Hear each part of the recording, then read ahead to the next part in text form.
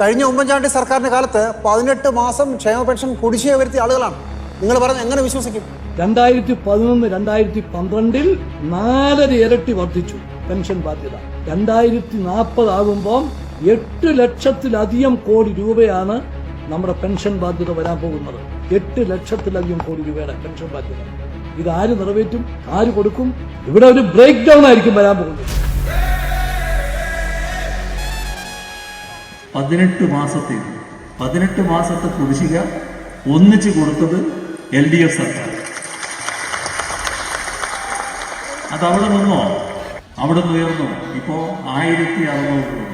ഇതിവിടെയും നിൽക്കില്ല, അതുക്കും മേലെ. മുഖ്യമന്ത്രി എന്ന നിലയിൽ ഏറ്റവും സന്തോഷം നൽകിയ കാര്യം എന്താണ്? ഏറ്റവും സന്തോഷം നൽകിയ നടപടി ആദ്യത്തെ തന്നെയാണ്. കാരണം വന്ന ഉടനെ ആ ബാക്കിയുണ്ടായിരുന്ന പെൻഷൻ, ക്ഷേമ പെൻഷൻ കൊടുത്തു തീർത്തല്ലോ. അപ്പൊ ആ ക്ഷേമ പെൻഷൻ കൊടുത്തു കഴിഞ്ഞപ്പോൾ വളരെ പ്രായമുള്ളവരും അവശരോഗിയാണല്ലോ, അവര് ആ പെൻഷൻ തുക കയ്യിൽ കിട്ടിയപ്പോൾ ഈ നോട്ടിങ്ങനെ കയ്യിൽ പിടിച്ച് എണ്ണിക്കൊണ്ട് ആ പല്ലില്ലാത്ത മോണ കാട്ടിയുള്ളൊരു ചിരിയുണ്ടായിരുന്നു. അത് നിങ്ങളെല്ലാവരും അത് ഫോട്ടോ പ്രസിദ്ധീകരിച്ചു. അത് കണ്ടപ്പോൾ മനം കുളിർക്കാത്ത ഒരാളുമില്ല. അത് തന്നെയാണ് ഏറ്റവും വലിയ സന്തോഷമായിട്ട് തോന്നുന്നത്.